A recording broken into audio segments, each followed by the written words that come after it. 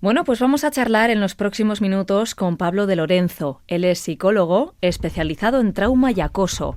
Encontramos su consulta en la calle San Antonio de Vitoria-Gasteiz. ¿Qué tal? Buenos días. Hola, muy buenos días. Especializado en trauma y acoso. ¿Cómo se especializa un profesional en esto?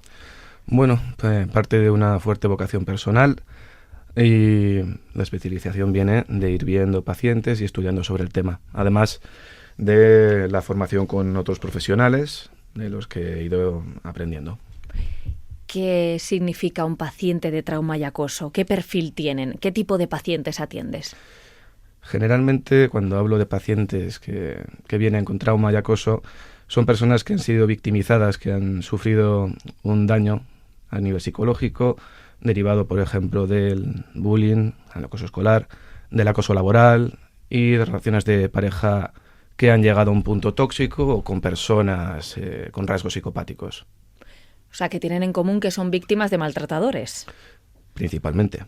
Uh-huh. Aunque también parto de infancias en las que ha habido abandono emocional y son personas que llegan a consulta con una sintomatología diferente, pero escarbando un poco vemos que la autoestima, por ejemplo, no ha sido bien construida desde la infancia y todo va partiendo de allí, aunque la persona muchas veces ni lo ha visto ni se lo ha planteado.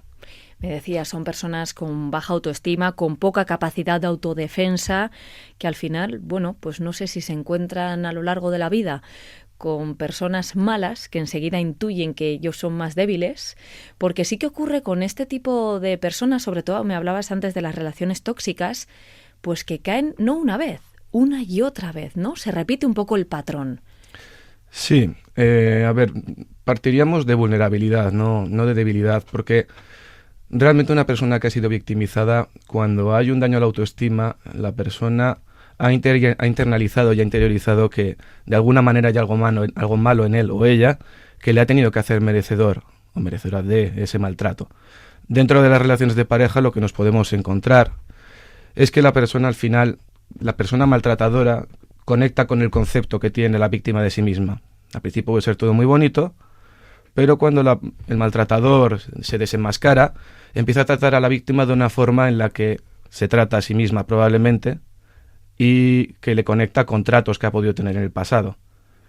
Esa persona muchas veces desconfiará de personas que le traten con normalidad, principalmente porque el pensamiento puede ser: yo me conozco, sé que hay algo malo en mí, tú no me terminas de conocer, o te voy a acabar decepcionando o me estás mintiendo.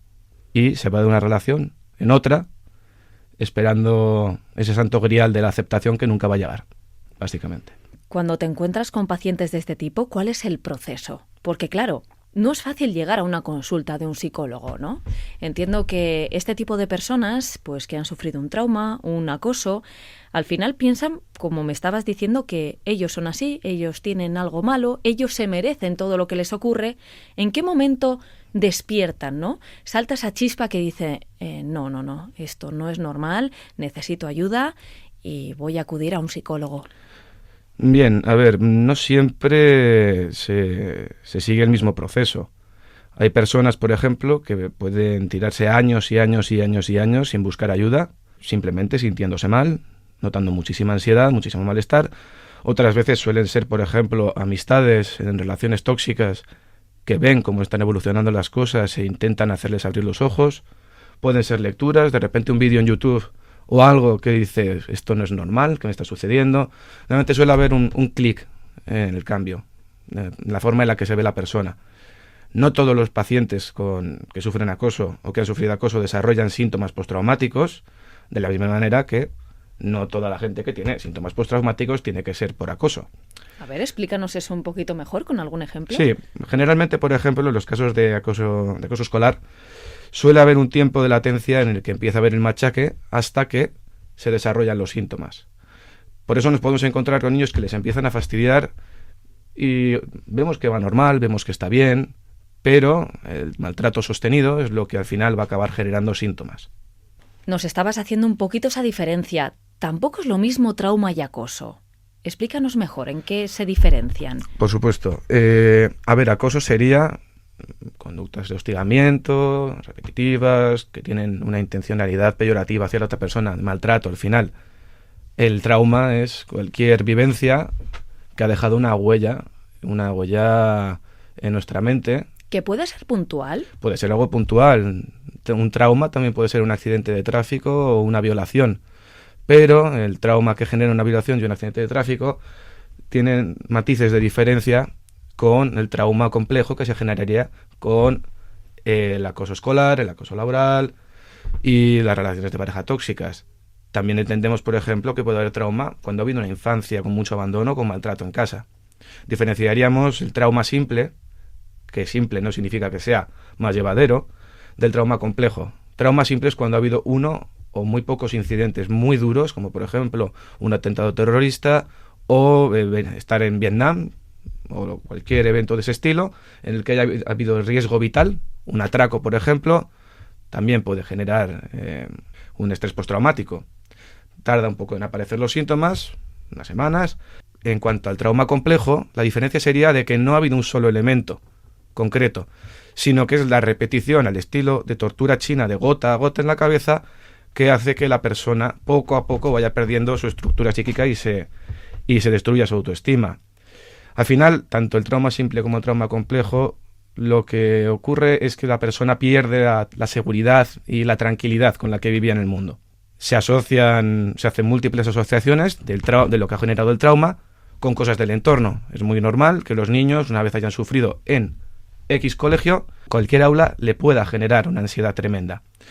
Pero eso es porque al final la mente intenta proteger al niño alejándolo de todo lo que le pueda volver a generar daño. El problema es que se hacen asociaciones muy fuertes ante cosas que no tienen que ver. Es como la persona que tiene un accidente de tráfico y no solamente coge miedo a conducir, sino que cuando pasa una ambulancia se le revuelve el estómago, porque su mente no diferencia del todo ambulancia de accidente. Pues lo mismo pasa con esto. Incluso llega a prolongarse que las sensaciones de alerta del cuerpo y las dificultades que surgen después se extienden a todas las relaciones sociales. El niño ya internaliza, no valgo, me van a rechazar, y es como vivir con unas gafas con las que se ve el mundo. Oye, ¿y puede ocurrir, o te ha pasado, que algún paciente llegue a tu consulta, oye, es que tengo un miedo increíble a X cosa, y no sea consciente de dónde viene? ¿Que hayáis ido indagando hacia atrás? Sí. O esto es muy de película igual, No, sé. puede suceder, a veces sucede. Generalmente muchas de las cosas, ¿vale?, que nos generan ansiedad y nos generan miedo al margen del trauma, de un trauma por un maltrato directo, vienen porque no hemos internalizado de forma correcta una autoestima que nos soporte, que nos dé una continuidad en cómo nos sentimos, en cómo nos regulamos. Es decir, dependiendo de las vivencias que hayamos tenido, nos vamos a valorar por lo que hacemos y no por lo que somos. Entonces, una persona que puede venir con una altísima exigencia en los estudios, si indagamos un poco, lo que teme es no suspender, sino cómo me voy a sentir cuando suspenda.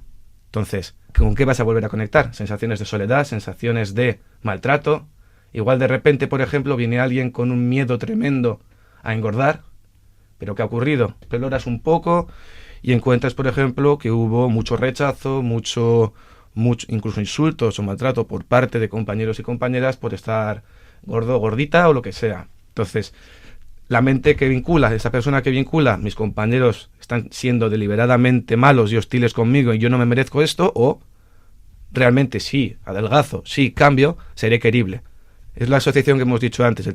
La mente interpreta que hay una vinculación entre estar gordo y rechazo. Por lo tanto, esté gordo o no, yo soy válido, yo soy bueno, me tengo que querer. Pero con eso aprendo que no.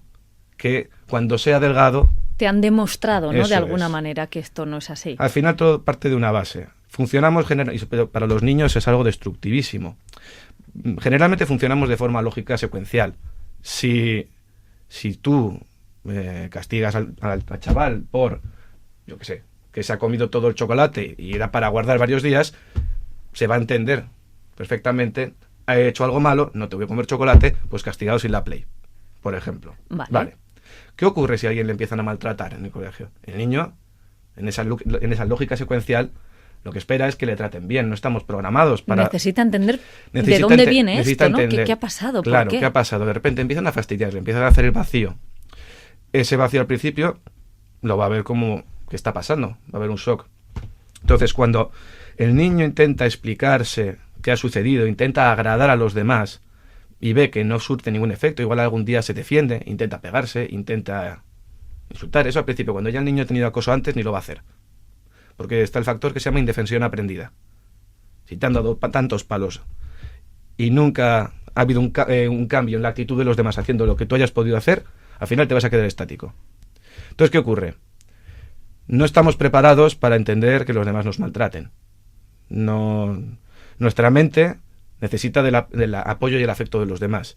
Para nuestra mente va a ser más fácil, sobre todo para un niño, pensar, la gente está ahí, no estoy solo, y si cambio, me querrán.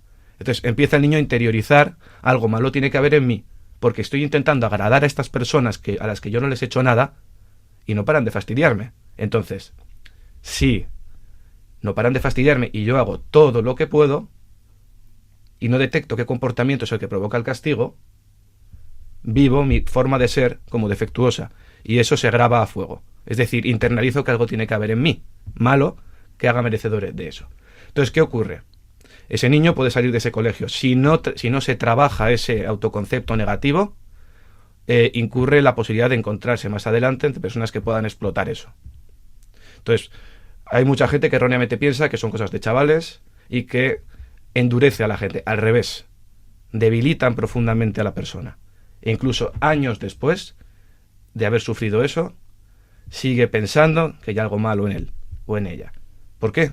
Porque no ha habido nada que le demuestre lo contrario. Son cicatrices muy profundas. ¿Cómo se pueden curar? En primer lugar, tomando conciencia de la propia inocencia de la persona. Luego, por otro lado, a nivel terapéutico, utilizamos diversas técnicas que se utilizan para reprocesar experiencias traumáticas, que tienen muy buenos resultados y permite reajustar y reconstruir una autoestima sana y realista.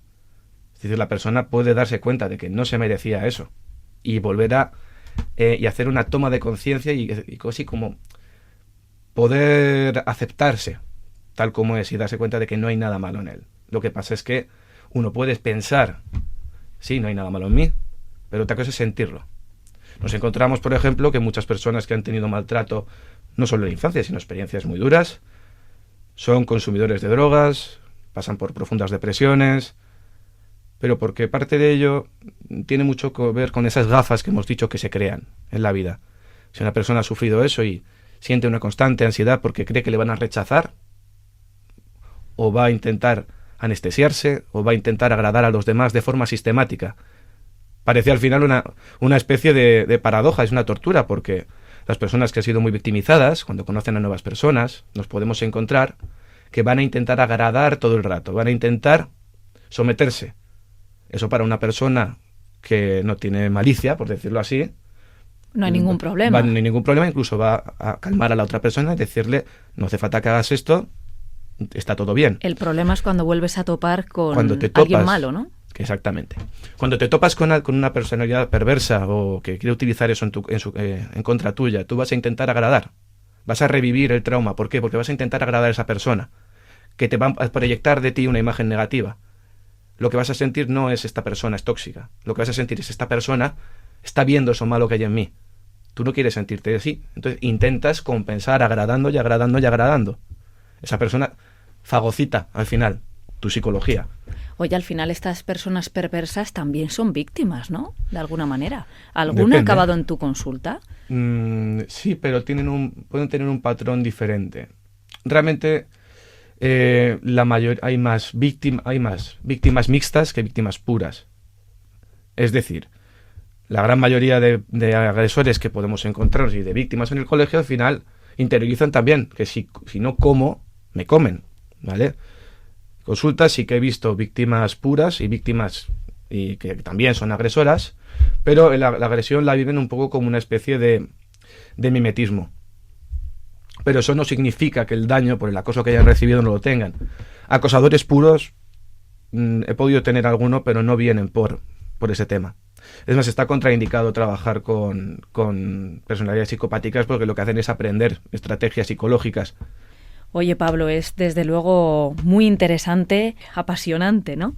El tema de la psicología y sobre todo centrada en el trauma y el acoso. Hay mucho de lo que hablar, hay mucho que indagar y profundizar. ¿Qué te parece si otro día te acercas por aquí, por Radio Vitoria, y seguimos hablando de bullying, de mobbing, de relaciones tóxicas y de estrés postraumático y de todos estos términos que han ido apareciendo a lo largo de la charla? Perfecto, encantado, y será un placer profundizar en estos asuntos que a mí tanto me gustan y apasionan con vosotros. Muchísimas gracias entonces. Hasta la próxima. Hasta la próxima.